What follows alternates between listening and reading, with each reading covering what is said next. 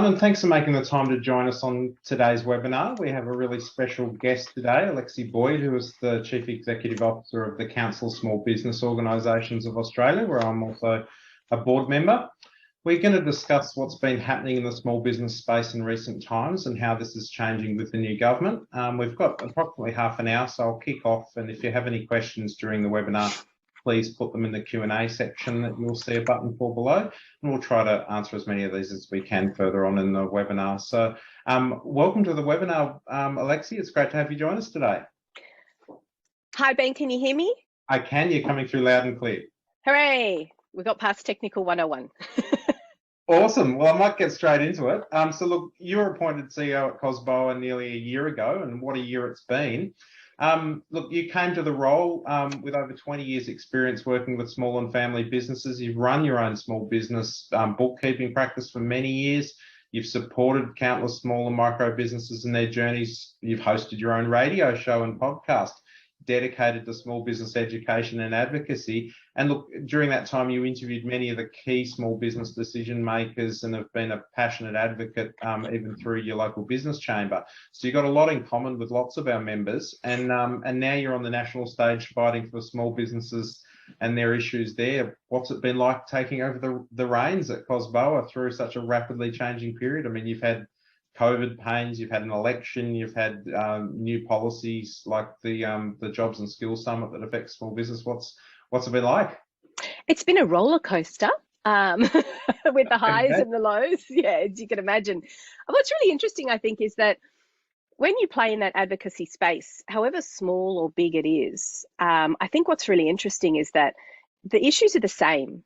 So, you know, those members of yours out there who might see themselves in a position of being a business leader or someone who, you know, looks after businesses in their local area, speaks out for businesses, whether it be at council level or maybe in the media, it's the same issues. So the transition between what I may have been talking about before and what we talk about on the national stage to federal politicians, it's the same.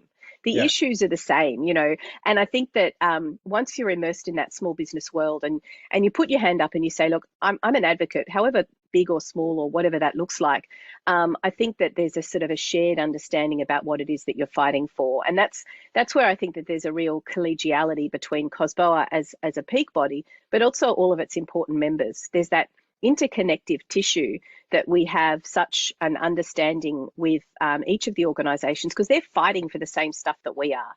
We're kind of consolidating it. We're kind of saying this is what's best for small business broadly, but each of us are fighting for ironing out the wrinkles, getting rid of red tape, you know, making it easy to hire people, making it easier to grow your business, trying to create networks, all of those issues. It doesn't matter what industry you're talking about or what stage you're playing on, it's still the same. And I think that was quite an interesting lack of transition, if you will.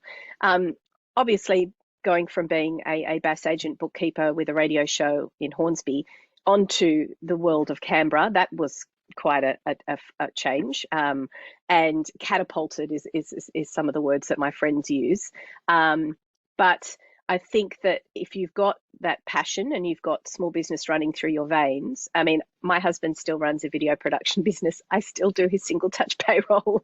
I still do his BASs. I still navigate his Xero. I still have all those frustrations, try and keep a finger on the pulse. I still go to my local Hornsby Chamber of Commerce events and talk to the businesses there and find out what's happening there. I still, you know, have a go at the local Hornsby Council because they don't have economic development plans in place. So it's keeping that grassroots level, which is so important, whilst still speaking really broadly for as many small businesses as we can in front of the advisors in Parliament or in front of the departmental heads who are making decisions around legislation that's going to affect small business. And over again, it's an explainer exercise. It's, if you do this, this is how it will affect small business. Why don't you try it this way to make it better? Why don't you understand from this point of view, this business owner, how this is going to impact them? It's going to mean more hours where they're working on their payroll. It's going to mean more complexity. It's another agency they have to deal with. It's another website they need to go to. It's more requirements or compliance or legislation that they have to get their head around. Try and remember it's just one person doing all this for themselves. Please stop making it so complicated. So I think that transition in some ways has been very similar, but in other ways, I guess the gravitas of the role took me by surprise. But then if you take with it that passion and that desire to help and leave that as your principle and why you're doing this, then it does make it easier. Yeah, no, that's great. And I think that's one thing that COSBOA has always done really well, is it brings that authenticity to the table, and people probably see, you know, the COSBOA name out there, and they think of some of those other really big peak bodies, but relatively speaking, it's a fairly small organisation, and it really does, in my experience, stay really connected to the coalface, and that's what's really unique about it. And I was going to ask you too, I mean, how do you find the media? I mean, do the media generally fairly receptive to small business issues? I know they've had their moments recently. Do you find that they're really interested in what's happening out there for small business? They are, but what surprised me is, and certainly through COVID, they were really, really desperate to get that messaging across, because I think that the whole community could acutely understand and feel, and COSBOA had a role in that as well, understand what it meant for each of the changes and the requirements that small businesses need to go through. I think that the media came along with that journey quite well. And that was because of the efforts of people like myself and Dan Hunter from Business New South Wales, and some great people out there who really understood innately what people were going through, and kept on keeping connected. That was really important through that whole journey. But it is a bit of I was surprised at how little the media understood about being in a small business owner. And the fact is, they're all employees of big media organisations. They don't know what it's like to run a business. So in a lot of ways, when reaching out to the media, I'll do my interview and I'll say, blah, blah, blah, have your talking points, here's some information about the questions you're asking. But I'll always wrap it up with, if you've got any questions or you just want to understand what this or this or this means, give me a call and I'll explain to you off the record what that actually means. And I'm trying to bring them along with understanding, if they're going to be telling our story, then they need to understand quite at a granular level what it is that the way that these things impact. If we look at, the announcement of the public holiday, which I'm sure many of your members were going, oh my God, what? Yeah. And trying to express that while still being sensitive as to why it is we're having a holiday, you expect all of us to give 2 weeks notice to our employees when there's a roster change. You haven't given us the same consideration, and listening to our members and listening to all those different perspectives, and then trying to tie it up neatly in a bow and say, holistically from a small business perspective, some have seen it as a positive, but a lot of our members have said it is going to be hugely problematic. And I think that that's something that COSBOA does very well, because we have 50 members from 50 sectors of the small business economy, from all different shapes, sizes, and ways of working. And I think because we're tapped into that so well, we can give that overall consensus approach of here's what it means for small business more broadly. Yeah, and look, I think the holiday situation was a great sort of analogy almost of how governments and different organisations get things wrong with small business, just not understanding the impacts and not really consulting on it first. But hopefully there's some learnings from that. And I think your point too, I think COVID has actually really helped a lot more people broadly understand some of the challenges for small business. I mean, it's obviously been incredibly difficult. So I might move on to my next question, which was about the Jobs and Skills Summit. So there's been a lot of debate about the new government and their summit. COSBOA's now got an MOU with the ACTU and is taking a very proactive position. You've signalled very clearly that you're willing to work with everybody and to consider all the options to deliver a better employment system for small businesses. So can you tell us some more about COSBOA's position and why these issues are important for our members? Yeah, look, I think it's important to understand where this came from. So a couple of years ago, there was some omnibus negotiations. COSBOA was heavily involved in them. And because there were so many conflicting interests and conflicting opinions, they weren't really constructive. Well, they were constructive at the time and they were so important, but they didn't really eventuate in any major changes. And so as COSBOA does, we keep talking to people, we keep seeing what is it we can do, what is it we can make happen. And I think what there's been, because of those conversations, there's been a better understanding of the impact on small business. And I think that what's happened in the past with industrial relations negotiations is that it's sort of happened up here. It's happened for what's best for big business or what's best for business more broadly. And small businesses have been left with the scraps and whatever's left over. We want to flip that. We want to say, if we're talking to people, we put small businesses first. That's the agreement, that we don't do things broadly for the entire system and then think as an afterthought what it's going to mean for small business owners. We want to put them first and say, right, well, let's look at their problems and analyse their issues first around things like simplicity and complexity and access to other things that big businesses have access to. Let's try and resolve those things as the priority. And I think that's what the difference is. And certainly what we're not interested in is in any sort of unionisation of small business. What we have in terms of an agreement with the ACTU is an acknowledgement that it's complicated. Even they are saying our members, our employees, many of them don't even know what's printed on the payslip anymore because it's so complicated. So how do we get to a system? And there's lots of options. Lots of options have been discussed in the past. Let's bring them back to life and say, are they appropriate for now? What are the mechanisms that are there that small businesses need to support? Where are the impediments to stop them from being able to do the same things that big businesses can do? Let's remove those impediments and give them equal access. Why shouldn't a small business owner be able to sit down at the table, without employing 5 lawyers, 5 HR consultants, all these advisors? They don't have those sort of money, so they miss out. So what is it we can make the system more fair and equitable? And that's what it's all about. There's nothing being agreed. It's just, let's get the conversation started. And I think that's a really important point. There's certain things that we won't budge on, absolutely, that we don't agree on, but that's the point of negotiating with people who are key stakeholders in this. And we are in a situation where we have a Labor government in play, and so we need to make sure that we're working with their key stakeholders as well as the ones that we traditionally work with as well. And that's how we work moving forward. It's a different set of circumstances.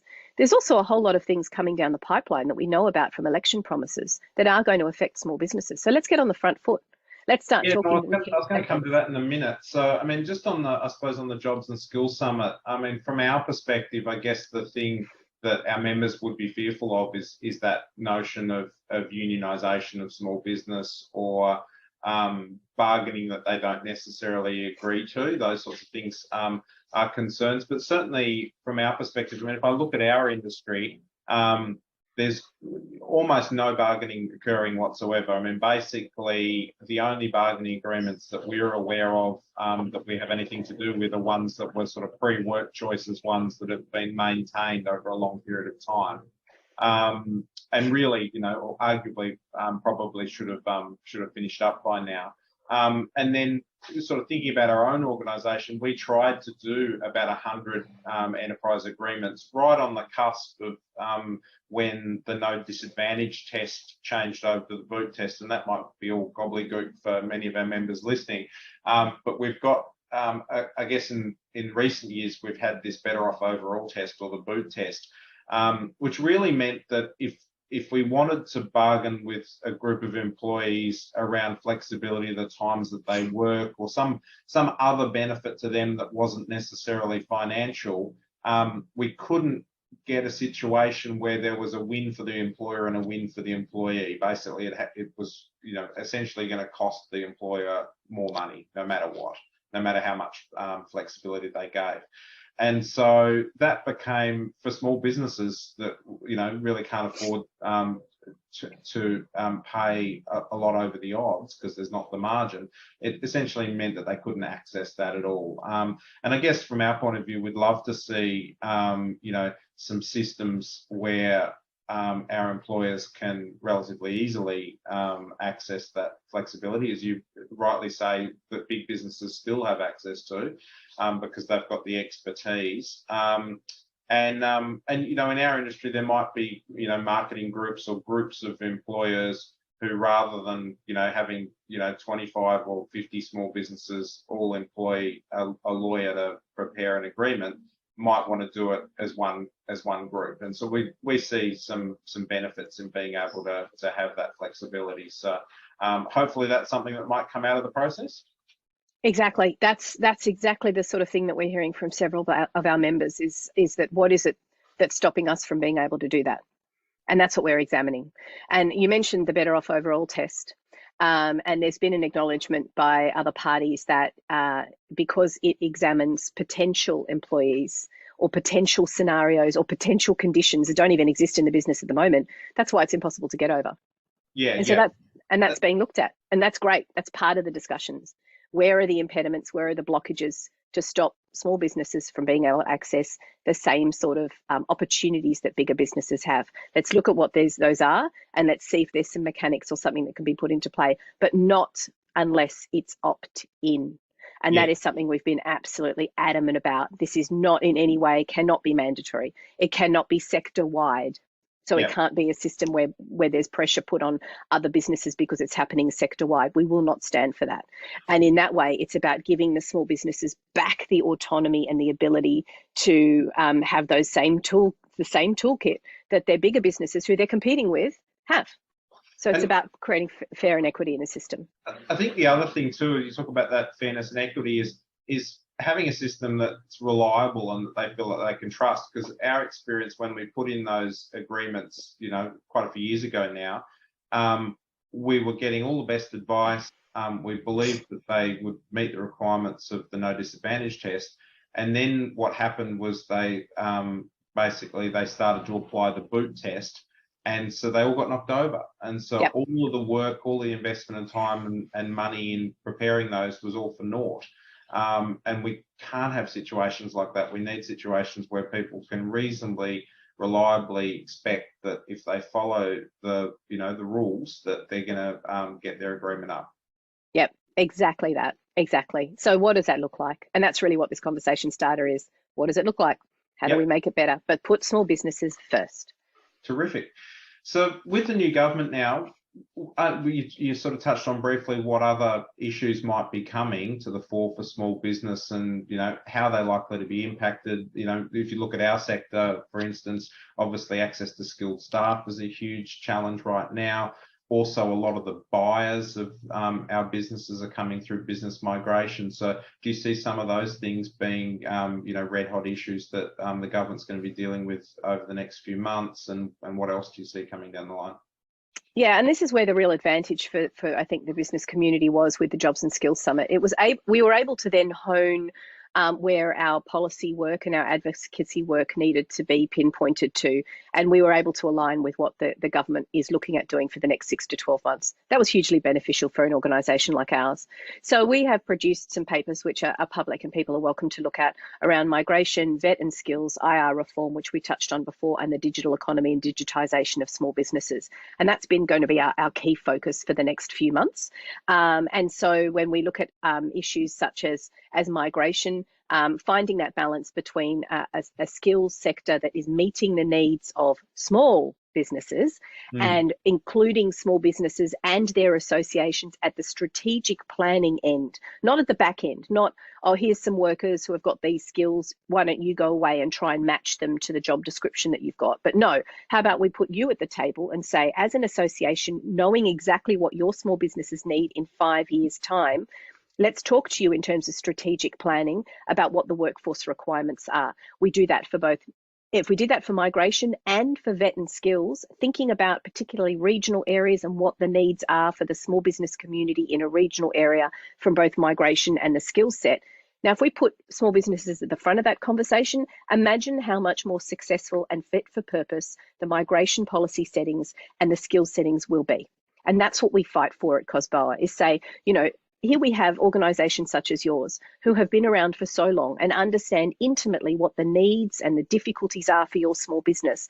Let's get them at the front end of that discussion and say, if we're looking at this regional community, what are the needs in 5 years' time? Well, I can guarantee you those business owners and those business leaders know what their needs are. So we need to make sure that that consultation is good.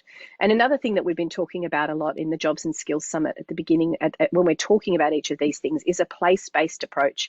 And Ben, you've been around COSBOA long enough to know that this is something that COSBOA has been fighting for a long time, whether it be employment services matching the needs of small business, whether it be migration, whether it be digital skills and digitisation, whatever that looks like. How do you match those two things together to make sure that what the needs are for a regional community are connected with what's happening in that small business community itself? Find those leaders and put them at the front of the conversation. And that's difficult, we know, because it's a bit like wrangling cats when you're trying to meet the needs of so many different types of businesses and types of communities and types of regions. Yes, it's hard, but just try harder. do a better job of consulting in those different ways. And I think that's what runs through all of the processes that COSBOA is trying to push forward. And luckily with this government, which is really pleasing, we do have a lot of open doors. We have the opportunity to have that voice heard. We have the opportunity to make recommendations and then really push to make sure that they form part of legislation as it comes down the pipeline. Yeah, they certainly appear to be listening at the moment, which is really, really good. So far, so good. So good. And look, you touched on, some of the issues that COSBOA deals with, and there's a huge array of issues. I know in my time with COSBOA, I mean, things like payment, skills, employment law, but also things like energy policy, really, really critical, telecommunications policy, the digital economy, issues like the domestic violence leave provisions and those sorts of things. So you've talked about some of those priorities over the next few months. Looking a little bit further, what are some of the other issues that you think are going to be critical for small businesses as we move forward? Well, obviously the impact of climate change and how that's going to affect small businesses, and trying to find that balance between not necessarily being too making sure that small businesses are transitioning and have those change management skills. Going back to what I was saying about digitization as well, what a lot of small businesses fear, and this has been my own experience as well as a small business owner, is change. And how do I implement that? And how do I not waste time or waste my employees' time or put someone on board that's not the right fit for purpose? It's that change management piece that I think is needs to be looked at and examined. And then we can apply that to things like the impact of climate change, the impact of change to population levels as they change through the next few decades, the impact of the digital economy, the risks inherent with all of these things, including things like cybersecurity. So I think that making sure that the change management piece is also there to support small businesses as they go through this. That's not always fiscal, that's not always handouts or incentives, but actually understanding the changes and how they impact small business before the changes are made, not as an afterthought, is important when legislation is worked out and impacts are created for small businesses. How do we do it as painlessly as possible, but bring them on for the journey so that they're actually learning and managing the change effectively for the better of their business? Yeah, I think those things are really important because, I mean, that's so often, small business owners are so busy and they're also probably feel that they're victims of circumstance. Sometimes they don't have the tools or the knowledge or the understanding of what's coming to actually, start to plan in their business. And it's certainly something that we're pushing really hard, that aspect of managing, planning in your business, maintaining a good business plan, and actually taking the time. And it can be difficult to find that time to think about, what your plans are for the next 6 or 12 months, the next 2 to 3 years, and what are some of those things that are likely to impact that.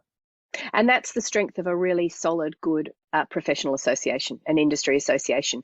They can help provide the guidance, the materials, the CPD credits, the peer mentoring that we're so innately happens as part of an association, creating a community where people can ask people for help. So you're not diving down a rabbit hole that's going to waste time. You're actually doing something that someone else in your same position suggested worked for them. Simple things like that. And this is why whenever somebody in the media or in government says, what can we do to help small business? Like, help the associations. They're already doing this for you. It's a really good point. And it's like when we talk about the employment law things and the Jobs and Skills Summit, I mean, we'd all like a simpler system, but the reality is so often it's the associations that usually try to interpret that complexity for small businesses and try and give them the simple solutions. And sure, there's scope for that to be made easier for us, made easier for the small businesses, and we hope that's the outcome. But certainly small businesses can rely on their association to do that for them and to make their lives a bit easier. So I might get into the weeds just a little bit more now, because I was really intrigued to know what was it like in the room at the Jobs and Skills Summit. How were people interacting? I mean, I saw some of the media, and I could see, some very well-known, very wealthy Australians having a snooze in the back row. How were people interacting? How was big business? How was their sort of response to it? How were the government participating? I guess many of us probably go, well, was it all just for show, or was there actually really some heated debate that went on in the room? Well, maybe it's because I haven't been in this world for too long that I'm not an overt cynic, but I actually found it really positive and really good firstly, you know, obviously it was the world's best networking event for relationship building. Yep. Hugely beneficial. I have a great photo of Twiggy and me standing side by side, and I call it the biggie and the smallie. And, you know, as he said, every business starts out small. So I think that there was wonderful opportunities there as for us as an organisation to make those connections and build on those relationships with other organisations that are similar.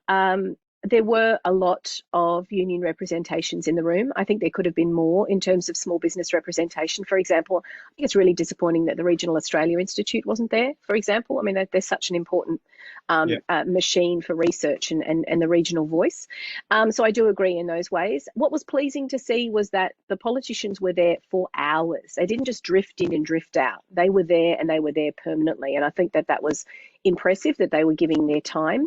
Some of the panels were really constructive and interesting and offered suggestions about recommendations for where to go moving forward. Some of them felt like you were treading water a little bit and didn't really offer suggestions, but that's going to happen with a two-day conference. There's always going to be panels that aren't going to be that particularly useful, but others that really move the goalposts quite a bit. So I think I certainly appreciated the opportunity. I think because of the work we did in advance of the summit, and we pushed hard to get small businesses considered. What was pleasing from our perspective as the peak for small business was that in the closing remarks, in the recommendations, there was a lot of commentary around small business, and that's what we were fighting for. We needed to make sure that we were on that agenda and that we were considered when it came to all of the appropriateness of the, otherwise we just get left behind. We just get left as an afterthought. So from my perspective, we achieved that. We achieved lifting the importance of industry associations as part of the process. Okay. That was another thing we wanted to achieve. And then largely recognising what the key policy areas will be, and then falling into what those are, but being able to push that small business agenda in each of those policy areas. So it was pleasing. It was very interesting to be there. I would suggest that it was just like any other conference. It had good bits and bad bits. It flowed the same way. It had somebody who was process from here. Like, what are your expectations now for it to unfold? So we've got a process of a white paper for 12 months. So we're going to keep beating down the door based on those papers that we produced and the recommendations that we came out with from discussing each of these issues with our members, what we want to see moving forward. So we're going to keep prosecuting those issues, keep on advocating for those recommendations with each of the departments. Yep. As you know, we deal with every department because small business is touched by every department, and we'll keep fighting for that. So we've got about 12 months, which for me feels as though the direction that this government is going to be heading. So again, we keep fighting for small businesses to be at the top of that agenda as much as possible, and those considerations to always remember these are the impacts and the positives and the issues that you've got to cause if small business isn't considered at the point of design rather than as an afterthought once the legislation's in place. Okay, so we're sort of, you think for actual impacts on the ground for members and their staff, we're probably looking out a bit further than 12 months. Oh, I think that there's things, our understanding is have a look at what the election promises were. Yeah. They've made no bones about the fact that this is what their priorities are. That their election promises are their priorities, which is really positive when we think about things like least cost routing, which was promised. So we have got some really good things on the table as a result of the election commitments. That'll be coming first, but the overall process in those sort of key areas will continue down the pathway. But we've got that 12-month period where we keep looking at the white paper and how we can continue to influence it. No, that's great. Now, I know you're on the clock, so I've got one last very brief question. What do you love about newsagents and lottery retailers? You know, what do you think makes them unique, and why are they so much better than big businesses? So much better. Tell me your experience. Well, look, for me, I see there's certain businesses within a small business community group, whether that be in a regional area or on your high street in your suburb or even the middle of the city. There's certain sort of cornerstones, and for me, those newsagents are it. I always insist that my kids go and buy their stationery from the local newsagent, but it's almost feels like a little heartbeat as part of that community. It's always got a bit of a vibe around it. People are connecting with what's happening in the news because they go to the news agency. It seems to me like people who frequent newsagents are kind of probably of an getting older demographic, but then you've got the younger people coming through. And I just think it's one of those places that it's a real cornerstone of the community. And importantly, it's people who have been there for a long time. They tend to be, they themselves can be business leaders because they've been in that role for so long, and they've owned their business for so long. So they have that leadership opportunity as well. So I think that they're a really important part of the community and the backbone of a community, which is always small business, in terms of support and providing a cornerstone, a flagship, if you will, store that everything else can kind of rotate around. So yeah, I think they're a really important part of small business communities everywhere. Well, on that very lovely and supportive note, I'll thank you again for your time today. It's been terrific to catch up, and I don't think we've got any questions, and I know you've got to go to another meeting, so thank you so much for your time. It's really great, and that's a pleasure. Enjoy those insights. And Ben, on behalf of COSBOA, thank you for all of your insights, your huge amount of knowledge about your industry, your passion for your industry, the amount that you give to COSBOA in terms of that experience. It's really valuable, and that's the strength of COSBOA, is we are the sum of all of our brains trusts and all of those experiences out there. Thank you so much. Appreciate it. Awesome. Thank you so much. Have a great day, guys.